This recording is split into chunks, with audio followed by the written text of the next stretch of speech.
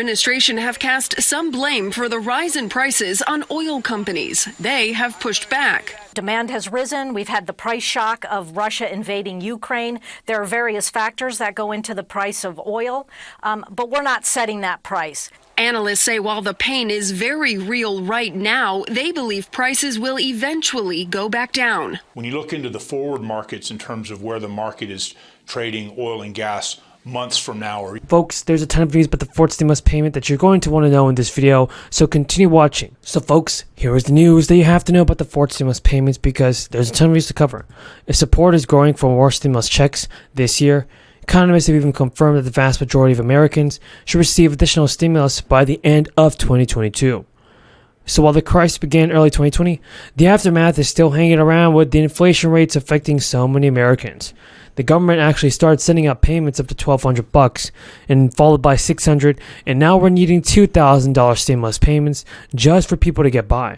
And according to a recent survey, the government immediately following the second round of payments, Joe Biden came into office and launched the American Rescue Plan and provided $1,400 payments. So millions of people, lawmakers, and Congress continue to advocate for another round of relief.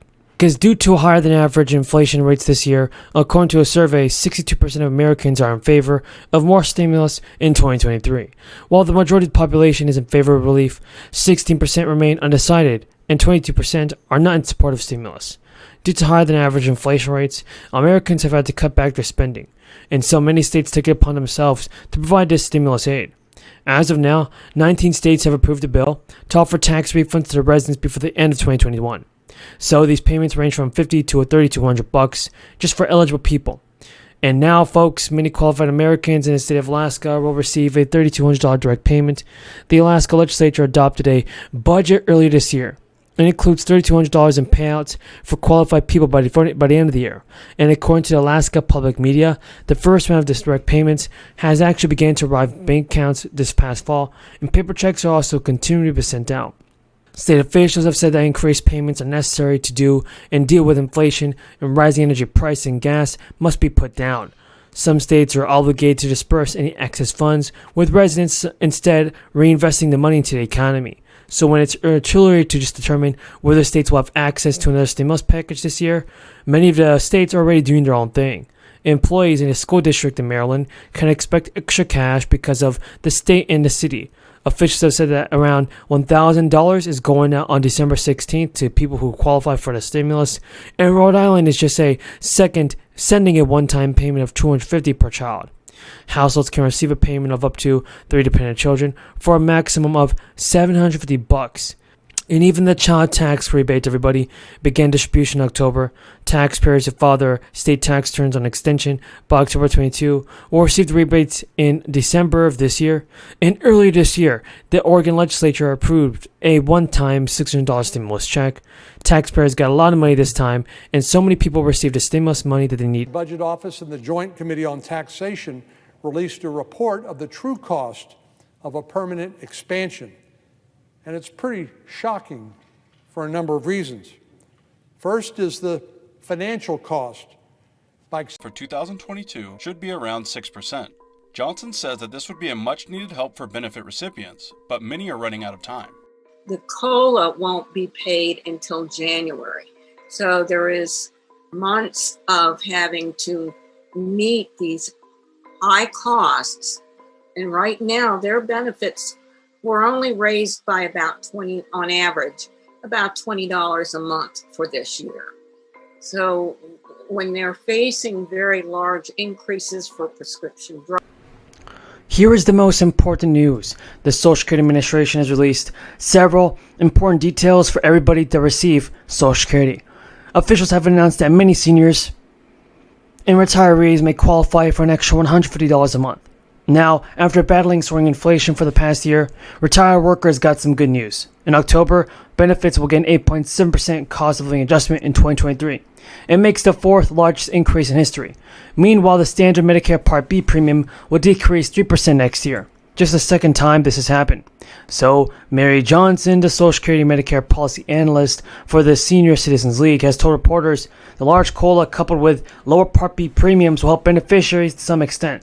But the average retired worker will receive an extra $150 per month in Social Security income next year. Now, the Social Security COLAs are designed to protect the buying power of benefits from inflation.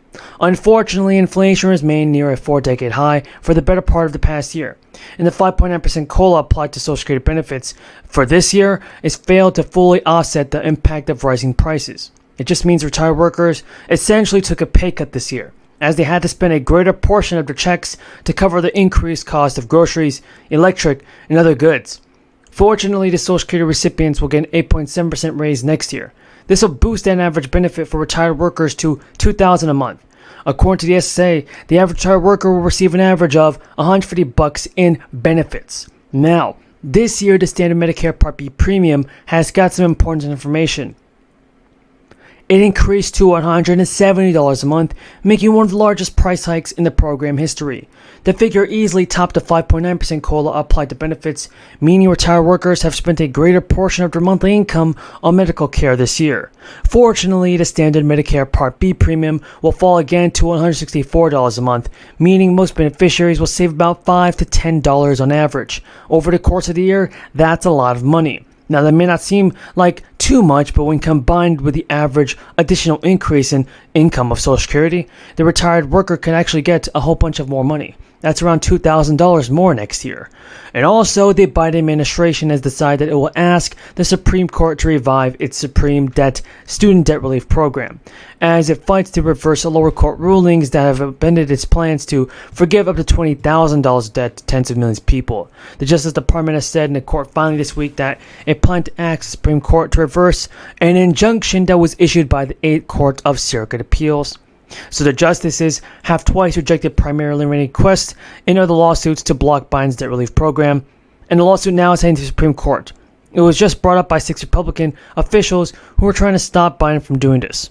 They slam him as unfair and unconstitutional, but the White House is still weighing a decision about whether to postpone or restart monthly payments and interest for most of the student loans in January as planned.